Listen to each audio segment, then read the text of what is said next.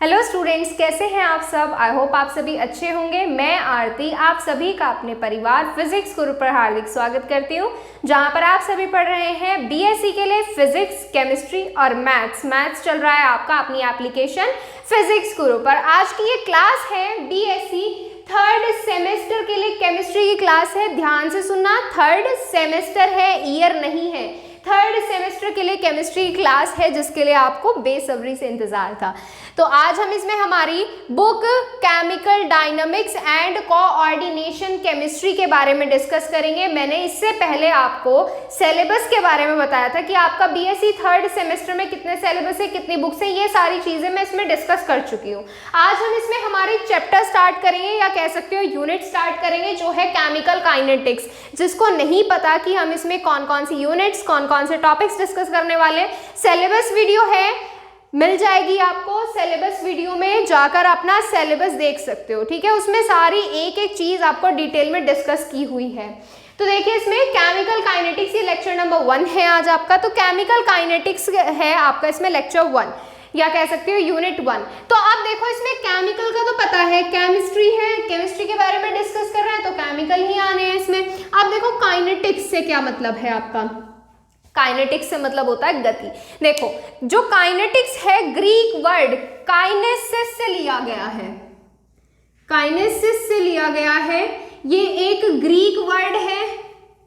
कैसा वर्ड है? ये एक ग्रीक वर्ड है जिसका मीनिंग होता है रेट ऑफ रिएक्शन। क्या होता है? Rate of reaction. रिएक्शन यहाँ पर कोई भी हो सकती है, क्रिया का वेग, रेट ऑफ रिएक्शन से इसका सीधा सीधा मतलब होता है। तो हम इस चैप्टर के अंदर किन चीजों के बारे में डिस्कस करने वाले हैं? केमिस्ट्री है तो केमिकल रिएक्शंस होंगी, जब काइनेटिक्स है तो केमिकल रिएक्शंस के रेट के बारे में डिस्कस होगा, यानी कि कौन सी रिएक्शन फास्ट होती है, कैसे स्लो होती है, रिएक्शन का ऑर्डर कैसा है, ये सारी चीजें आज हम इसमें डिस्कस करने वाले हैं। तो आज हम इसमें केमिकल काइनेटिक्स का सबसे बेस से स्टार्ट करेंगे, फिर धीरे धीरे अपने टॉपिक की तरफ चलेंगे, ठीक है। तो चलिए स्टार्ट करते हैं। अगर आप ये लिखना चाहते हो कि काइनेटिक्स जो है ग्रीक वर्ड काइनेसिस से मिलकर बना है जिसका मीनिंग होता है रेट ऑफ रिएक्शन, आप चाहो तो शॉर्ट नोट डाल के लिख सकते हो इसको, वरना कॉपी के ऊपर भी लिख सकते हो अगर आप नोट्स बना रहे हो प्रॉपरली, ठीक है। तो इसमें देखो, जो रिएक्शंस है, केमिकल रिएक्शंस हैं, उसके बेसिस पर हम रिएक्शंस को दो टाइप्स में पढ़ते हैं, या ये कह सकते हो कि रेट ऑफ रिएक्शन के बेसिस पर हम रिएक्शंस को दो टाइप्स में पढ़ते हैं। रेट ऑफ रिएक्शन को दो टाइप्स में पढ़ते हैं। कौन कौन से? आपने एक सुना होगा फास्ट रिएक्शन, एक सुना होगा स्लो रिएक्शन। फास्ट रिएक्शन और स्लो रिएक्शन क्या है? देखो, मतलब तो बिल्कुल इसका सीधा सीधा है। फास्ट रिएक्शन जो बहुत जल्दी कंप्लीट हो जाती है कि हमने रिएक्टेंट लिया, रिएक्शन स्टार्ट कराई और प्रोडक्ट मिल गया, वो रिएक्शन हो गई बिल्कुल फास्ट। फिर एक होती है स्लो रिएक्शन। ये सारी चीजें आप पढ़ के आए हो, लेकिन हम बेस से स्टार्ट करेंगे ताकि जो स्टूडेंट्स नए हैं उनको भी बिल्कुल अच्छे से समझ में आ जाए, ठीक है। तो चलिए स्केच डाल लीजिए। फास्ट रिएक्शन, और ये किस टाइप्स के कंपाउंड में, या ये कह सकते हो कि कौन से टाइप के बॉन्ड्स इसमें पार्टिसिपेट कर सकते हैं, वो भी आ जाएगा। फास्ट रिएक्शन या इसे आयनिक रिएक्शन भी बोलते हैं, आयनिक रिएक्शन, ठीक है। अब देखो, फास्ट रिएक्शन में कौन सी आएंगी? जिसमें हमने क्या लेंगे? हमारा रिएक्टेंट लेंगे। वे केमिकल रिएक्शन जिसमें हमारा रिएक्टेंट प्रोडक्ट बनाएगा हाई रेट के साथ। हाई रेट मतलब तेज गति के साथ हमारा प्रोडक्ट बनाएगा, तो वो रिएक्शंस आपकी जनरली कंसीडर की जाती हैं किसमें? फास्ट रिएक्शन के अंदर या आयनिक रिएक्शंस के अंदर। अब देखो, हमने यहाँ पर आयनिक रिएक्शन क्यों बोला है इसको?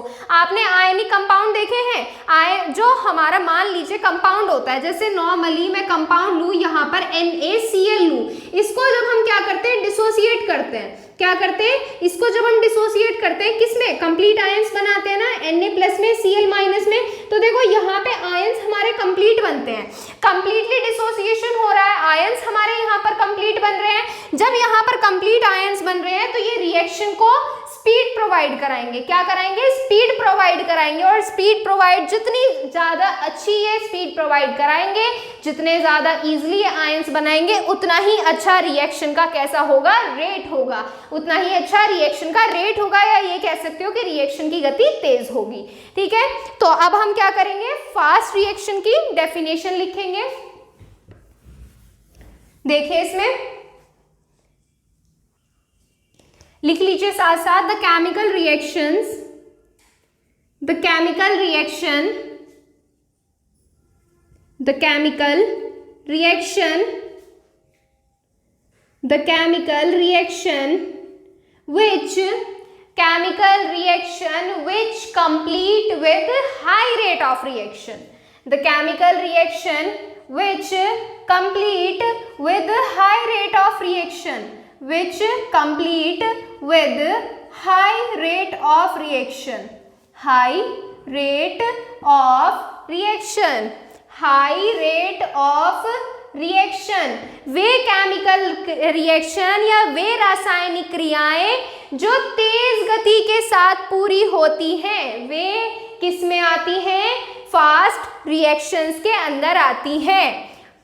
The chemical reactions which complete with high rate of reaction are fast reactions, are fast reaction। ठीक है, ये हो गई बात। अब इसमें कंपाउंड्स, कैसे कंपाउंड? वे कंपाउंड जो आयनिक बॉन्ड कंसीडर करते होंगे। ठीक है, लिखिए इसमें आगे, these reactions are generally present in ionic compounds. These reactions are generally present in ionic compound, present in ionic compounds। अब ये तो आपको पता है कि आयनिक कंपाउंड्स में क्यों होते हैं। मैंने आपको बताया कि कंप्लीटली आयंस बनाते हैं और अपोजिट वाले को क्या करते हैं? अपोजिट चार्ज वाले आयन के साथ इंटरेक्ट करते हैं और अपना प्रोडक्ट आसानी से बना लेते हैं। ठीक है, अगर ये भी लिखना चाहे तो लिख सकते हैं, because these compounds will ionised completely. Reason add कर सकते हो, बिकॉज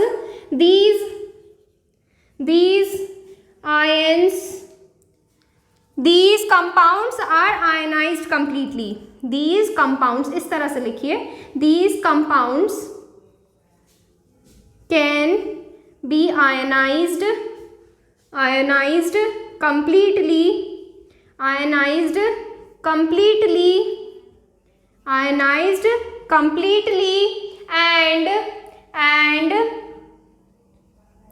and form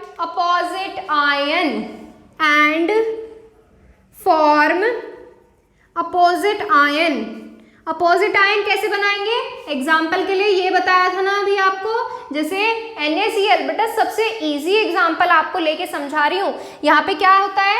Na पर प्लस आता है ना, और Cl पर कैसा आता है? माइनस आता है। देखो, एक पॉजिटिव है एक नेगेटिव है, आयंस कैसे बन रहे हैं? अपोजिट बन रहे हैं। तो यहाँ पर क्या आएगा? Because these compounds can be ionised completely and form opposite ions which interact with each other, या फिर which interact with other ions to form product easily.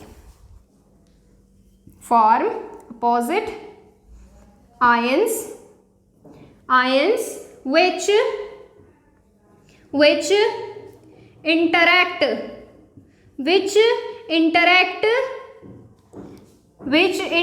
with other ions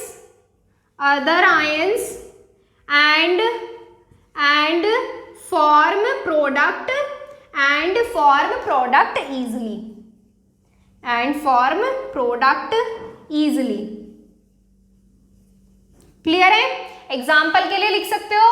अब देखो, इसमें आपको एग्जाम्पल वही लेने हैं जो कंपाउंड आपके आयनिक बॉन्ड बनाते हो। जैसे इसमें NaCl होता है, Na ले सकते हो, K ले सकते हो, Ca आ सकता है, Mg आ सकता है। ये टाइप के आपके जो कंपाउंड्स होते हैं, ये आपके कंपाउंड्स कैसे बॉन्ड बनाते हैं, आयनिक बॉन्ड्स बनाते हैं, या कह सकते हो कि मेटल इसमें आप ले सकते हैं, ठीक है। तो ये हो गई आपकी फास्ट रिएक्शन। अब इसके बाद चलेंगे हमारी स्लो रिएक्शन या फिर जिनको मॉलिक्यूलर रिएक्शन भी बोला जाता है, ठीक है। अगर आपने साथ साथ स्क्रीन नहीं लिख रहे हैं, नोट डाउन नहीं कर रहे हैं मेरे साथ, तो आप स्क्रीनशॉट लेके रख सकते हो या बाद में नोट कर लेना, या फिर वीडियो को पॉज किया करो और फिर इसको नोट डाउन कर लिया करो, ठीक है। चलिए अभी आप इसका स्क्रीनशॉट ले लीजिए, मैं फिर इसको रफ करके स्लो रिएक्शन का बताऊंगी आपको। देखिए इसमें आगे सेकंड है आपका स्लो रिएक्शन या मॉलिक्यूलर रिएक्शन जिसको कहा जाता है। अब स्लो रिएक्शन से आप समझ तो गए होंगे, बिल्कुल सिंपल सी यही डेफिनेशन आपकी आनी है, the chemical reaction which complete with low rate of reaction are slow reaction, कि वे केमिकल रिएक्शन जो कम गति के साथ पूरी होती हैं वो स्लो रिएक्शन के अंतर्गत आती हैं, ठीक है। These reactions are generally present in covalent compound. अब देखो ये रिएक्शन आपकी जो होती है कोवलेंट कंपाउंड के अंदर ही क्यों होती है, इसका एक सबसे सीधा रीजन ये है। स्लो रिएक्शन क्या है, स्लो रिएक्शन का मतलब क्या है कि रिएक्शन बहुत स्लो हो रही है, यानी कि कंपाउंड्स जो है आपके डिसोसिएट ठीक से नहीं हो पा रहे हैं। मतलब क्या है इसका, देखो कोवलेंट कंपाउंड कैसे होते हैं, कोवलेंट कंपाउंड्स के अंदर जो बॉन्ड्स होता है, बॉन्ड कैसा होता है, वीक इंटरेक्शन फोर्स होता है उनके अंदर, कैसा होता है, वीक। किस तरह से भी, देखो मैं आपको बताऊं यहाँ से कि आपकी ये जो रिएक्शन होती है कोवलेंट कंपाउंड के अंदर होती है। अब कोवलेंट कंपाउंड जो होते हैं वीक इंटरेक्शन फोर्स के साथ जुड़े होते हैं, यानी कि ये कह सकते हो कि ये पार्शियली आयनाइज्ड भी नहीं होते हैं। कैसे, जैसे मैंने यहाँ पर एग्जाम्पल लिया NaCl का, अब ये एग्जाम्पल लिया, KCl ले सकते हो, कुछ भी ले सकते हो, आपकी मर्जी है यहाँ पे। तो हम यहाँ पर क्या लेंगे, K+ ले लिया, मान लीजिए Cl- ले लिया। पहले वाले में ये रिएक्शन, इसमें क्या हो रहे हैं, आयंस देखो कंप्लीटली डिसोसिएट हो रहे हैं ना, कंप्लीटली आयंस यहाँ पर बन रहे हैं। जब यहाँ पर पूरे आयंस बन रहे हैं तो ये आसानी से क्या कर पाएंगे, रिएक्शन कर पाएंगे। जब इजिली किसी के साथ भी जुड़ेंगे तो रिएक्शन कैसी हो जाएगी, फास्ट हो जाएगी। लेकिन इसी के जस्ट अपोजिट अगर हम यहाँ पर बात करें किसी ऐसे कंपाउंड की जिसमें पार्शियली आयंस बन रहे हों, पार्शियली आयंस जैसे आपके ऑर्गेनिक कंपाउंड्स होते हैं, ऑर्गेनिक कंपाउंड जैसे मान लीजिए मैंने ये ग्रुप ले लिया, कार्बोक्सिलिक ग्रुप है, आप सभी जानते हो, ये हमने इस तरह से हमारा प्रेजेंट होता है, ये ऐसे, ठीक है, ये इस तरह से प्रेजेंट होता है। अब देखो हम यहाँ पर क्या करते हैं, बॉन्ड्स डिसोसिएट करते हैं। जैसे मान लो मैंने ये वाला बॉन्ड ब्रेक किया, सिर्फ अज्यूम करके चलना, तो यहाँ पर कैसा आता है, नेगेटिव, इस पर कैसा आता है, पार्शियली पॉजिटिव आता है। तो यहाँ पर देखो आपके आयंस किस में डिस्ट्रीब्यूट हो रहे हैं, पार्शियली डिस्ट्रीब्यूट हो रहे हैं, या ये कह सकते हो कि कंप्लीट आयंस नहीं बन रहे हैं। जब आयंस ही पार्शियली आ रहे हैं, इस पर पार्शियल नेगेटिव है, इस पर पार्शियल पॉजिटिव है, तो इसका मतलब क्या है, इसका मतलब ये है कि यहाँ से ये जो बॉन्ड होगा ये वीक इंटरेक्शन बॉन्ड होगा। कैसे देखो यहाँ पर आपका बन रहा है, O पर पार्शियली नेगेटिव आ रहा है, O पर क्या आ रहा है, पार्शियली नेगेटिव इस पर पूरा नहीं है, पार्शियली ही है, या ये कह सकते हो कि बहुत कम मात्रा में इस पर नेगेटिव चार्ज प्रेजेंट है। तो यहाँ पर जब इस पर कम मात्रा में नेगेटिव चार्ज प्रेजेंट है, क्या ये दूसरे अदर कंपाउंड के साथ इतने अच्छे से इंटरेक्ट कर पाएगा, नहीं कर पाएगा। जब मान लीजिए मैं कह रही हूँ इस ऑक्सीजन पर पूरा का पूरा नेगेटिव चार्ज है, ये कह सकते हो बहुत सारे नेगेटिव चार्ज है, बहुत सारे इलेक्ट्रॉन्स प्रेजेंट है, तो क्या ये इस H पॉजिटिव के साथ पूरी तरह से इंटरेक्ट करेगा, बिल्कुल आसानी से कर लेगा। ये देखा है आपने, एक नॉर्थ पोल जो होता है मैग्नेट का, साउथ पोल को बहुत ईजिली अट्रैक्ट कर लेता है, बहुत ईजिली जुड़ जाता है। लेकिन वहीं पर मैं क्या कर रही हूँ, नॉर्थ पोल में मान लो मैंने इम्प्योरिटी मिला दी, वहीं साउथ पोल में भी मैंने इम्प्योरिटीज मिला दी, तो क्या वो इतनी अच्छी से इंटरेक्ट कर पाएंगे, नहीं कर पाएंगे। तो इसी तरह से यहाँ पर है कि जो आपके कोवलेंट कंपाउंड्स होते हैं वो कंप्लीटली आयोनाइज्ड नहीं होते हैं, वो पार्शियली आयोनाइज्ड होते हैं, और पार्शियली आयोनाइज होने की वजह से वो वीक इंटरेक्शन बॉन्ड बनाते हैं। कैसा, वीक इंटरेक्शन बॉन्ड बनाते हैं, और वीक इंटरेक्शन की वजह से आपकी रिएक्शंस कैसी हो जाती है, स्लो हो जाती है। या ये कह सकते हो कि जो कंपाउंड्स एक्टिव नहीं होंगे, एक्टिव से मतलब कि कम क्षमता के साथ दूसरे कंपाउंड के साथ बॉन्ड बनाएंगे तो रिएक्शन का रेट कैसा हो जाएगा, कम हो जाएगा। अभी हम ये चीज ऐड करेंगे इसमें, अगर आप पहले इतना लिखना चाहते हो तो पहले इतना लिख सकते हो, ठीक है। तो इसमें आगे लिखिए, these reaction are generally present in covalent compounds. लिखिए because covalent compounds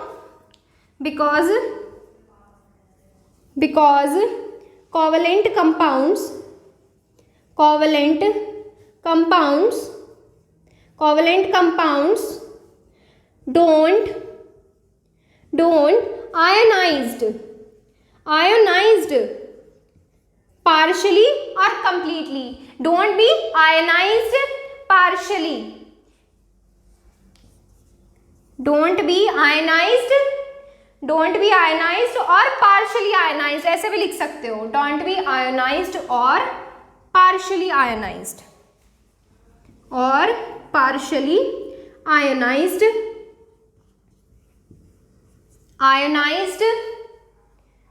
So the force of attraction is very weak. The force of attraction force किसके बीच, जैसे मान लो ये एक पूरा कंपाउंड है, कैसा कंपाउंड है, ऑर्गेनिक कंपाउंड है, ये हमारा हमने ब्रेक कर लिया है, या ये कह सकते हो हमने पार्शियली इसको आयनाइज कर लिया है। जब ये पूरी तरह से आयंस नहीं बनाएगा तो यहाँ पर ये वाला, मान लीजिए मैं इस वाले ग्रुप को क्या करा रही हूँ, किसी और के साथ बॉन्डिंग करानी है, मान लीजिए एक और ये ग्रुप है जिसके साथ मुझे बॉन्डिंग करानी है, लेकिन ये वाला आपका ग्रुप पूरी तरह से बॉन्डिंग के लिए तैयार नहीं है, पार्शियली आयनाइज है, तो ये इतने अच्छे से दूसरे के साथ इंटरेक्ट नहीं करेगा, जिसकी वजह से रेट ऑफ रिएक्शन स्लो हो जाएगा। So the force of attraction is very weak, force of attraction is very weak, कैसा होगा, force of attraction is very weak, so they will interact very slowly, या ये कह सकते हो and they will interact slowly, and they will interact slowly, so the rate of reaction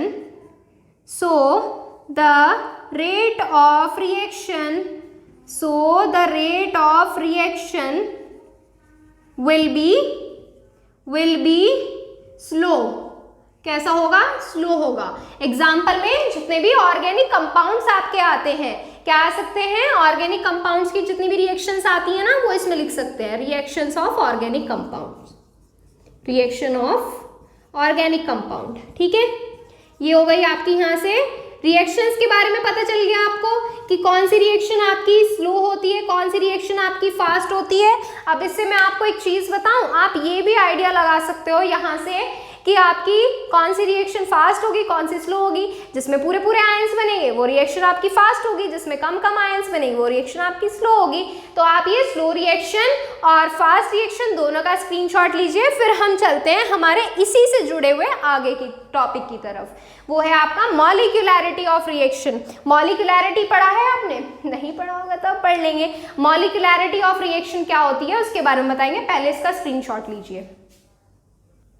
I hope आपने वो screenshot ले लिया होगा। अब इसमें आगे देखिए, आगे है इसमें आपका मॉलिक्यूलैरिटी ऑफ रिएक्शन। अब ये मॉलिक्यूलैरिटी ऑफ रिएक्शन क्या है, मैं इसमें आपको बिल्कुल सिंपल तरीके से बताने वाली हूँ। देखो ये किससे मिलकर बना है, मॉलिक्यूल, मॉलिक्यूलैरिटी ऑफ रिएक्शन। इसमें हमें काउंट करने हैं मॉलिक्यूल्स। अब कौन से मॉलिक्यूल आप काउंट करेंगे, देखो आपने एक चीज पढ़ी होगी, रिएक्टेंट, रिएक्टेंट मिलाएंगे हम और यहां पर आपका प्रोडक्ट बन जाएगा। क्या बन जाएगा, प्रोडक्ट बन जाएगा। तो अब यहां से देखो जो आपका रिएक्टेंट होता है, रिएक्टेंट के नंबर ऑफ मॉलिक्यूल्स ही जो होते हैं, या ये कह सकते हो कि जितने नंबर ऑफ मॉलिक्यूल हम रिएक्टेंट के लेंगे वही उस रिएक्शन की मॉलिक्यूलैरिटी कही जाएगी। फॉर एग्जांपल अगर मैं यहाँ पर लूँ H और Cl, तो यहाँ पर आपका बन जाएगा HCl। रिएक्टेंट कितने हैं आपके, एक रिएक्टेंट ये है, एक रिएक्टेंट ये है, तो टोटल नंबर ऑफ रिएक्टेंट कितने हो गए, 2 हो हो गए।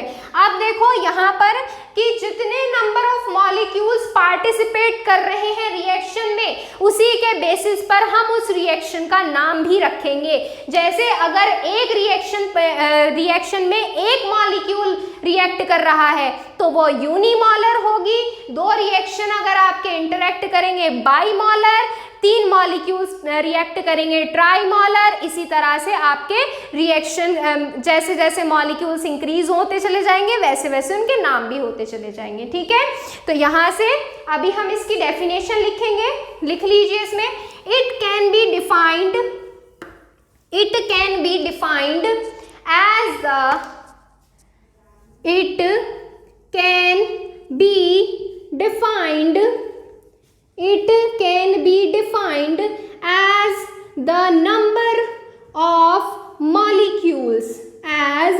number of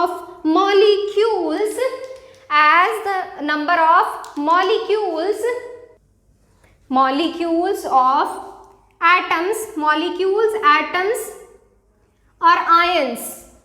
atoms or ions,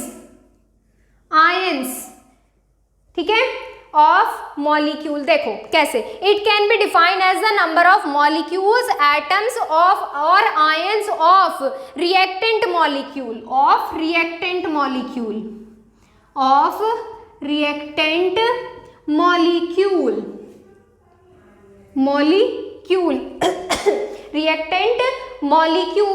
participating in a chemical reaction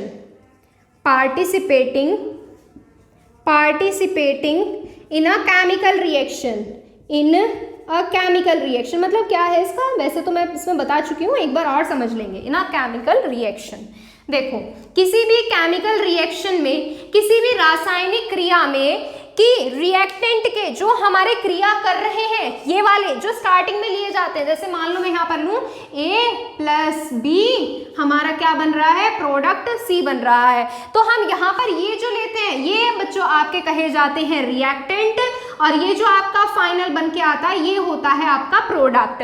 कि जितने it can be defined as the number of molecules, कितने मॉलिक्यूल लिए हैं, एटम लिए हैं या फिर आयंस लिए हैं, ऑफ रिएक्टेंट मॉलिक्यूल, रिएक्टेंट के participating in a chemical reaction, जो आपके केमिकल रिएक्शन में रासायनिक क्रियाओं में पार्टिसिपेट कर रहे हो। ठीक है, आगे लिखिए इसमें, on the number of molecule chemical reaction, on the number of molecule chemical reaction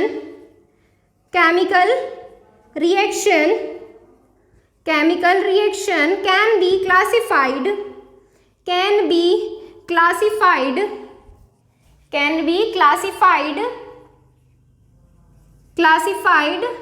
into following parts, या कह सकते हो कि can be classified as unimolar, bimolar, trimolar, polymolar. Poly किसके लिए आता है, जिसमें 3 या 4 या ये कह सकते हो बहुत सारे ग्रुप आते हैं। ठीक है, यूनिमॉलर जिसमें एक मॉल आता हो, यूनिमॉलर, बाईमॉलर, ट्राईमॉलर या फिर क्या आ सकता है, पॉलीमॉलर क्यों कहा जाता है बताइए इसमें। पॉलीमॉलर, आपने पॉलीमर सुना है, पॉलीमर जिसमें n number of molecule, n कितना हो सकता है, 50, 60, 70, 80, 100, 1000, 10,000 इतने आ सकते हैं। तो इसलिए उसका पॉली लिया है कि इसमें बहुत सारे ग्रुप्स आ सकते हैं, या कह सकते हो बहुत सारे नंबर्स आ सकते हैं। ठीक है, मैं एग्जाम्पल कराऊंगी अभी यहाँ पे, वैसे तो अभी एग्जाम्पल एक कराया था लेकिन फिर भी लिख लो इसमें। देखो यहाँ से हम एग्जाम्पल नंबर 1 लेंगे, अगर आप पहले इसका स्क्रीनशॉट लेना चाहे तो ले सकते हैं, फिर हम 2-3 एग्जाम्पल ऊपर ही कर लेंगे। ठीक है, चलो स्क्रीनशॉट ले लो पहले इसका। देखिए इसमें एग्जाम्पल नंबर 1 CaCO3 ले लेते हैं। ये आपका क्या बनाता है, CaO, और CO2 आपका ये यहाँ से बनाता है। अब हम क्या करेंगे, नंबर ऑफ मॉलिक्यूल्स काउंट करेंगे। अब यहाँ पर नंबर ऑफ मॉलिक्यूल कितने हैं, इधर 1 है और इधर आपके क्या है, एक मॉलिक्यूल ये है, एक मॉलिक्यूल ये है, इधर 2 मॉलिक्यूल है। लेकिन जब हमें मॉलिक्यूलैरिटी फाइंड करनी होती है, हम किसको प्रेफर करते हैं? हम प्रेफर करते हैं हमारे रिएक्टेंट को, जो हमारा रिएक्शन कर रहा है। तो हमारा यहाँ पे क्या रिएक्शन कर रहा है? CaCO3 रिएक्ट कर रहा है। तो ये कितने हैं? 1 मॉलिक्यूल है, तो इसलिए ये रिएक्शन क्या होगी? यूनिमॉलिक्यूलर रिएक्शन होगी, यूनिमॉलिक्यूलर रिएक्शन होगी। क्लियर है इतनी बात? अब इसी तरह से और आगे रिएक्शन कर सकते हैं। एग्जाम्पल नंबर 2 देखिए।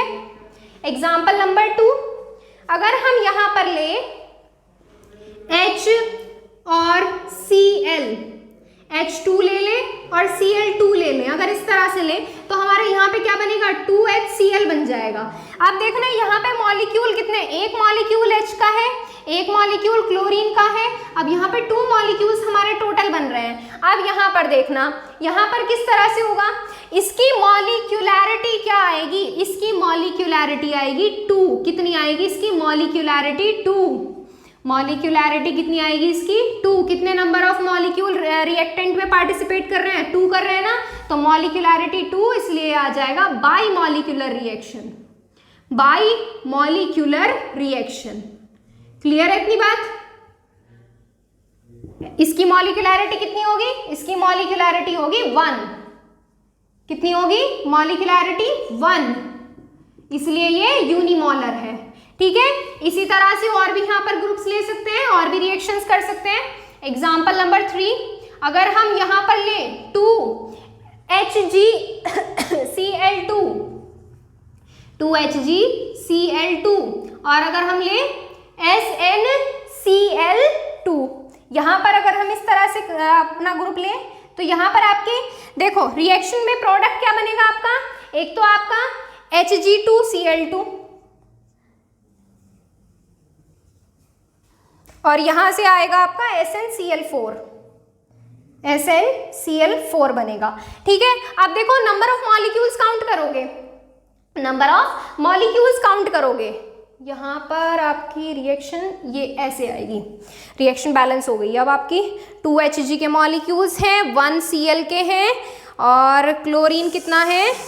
4, 12, 13, 14।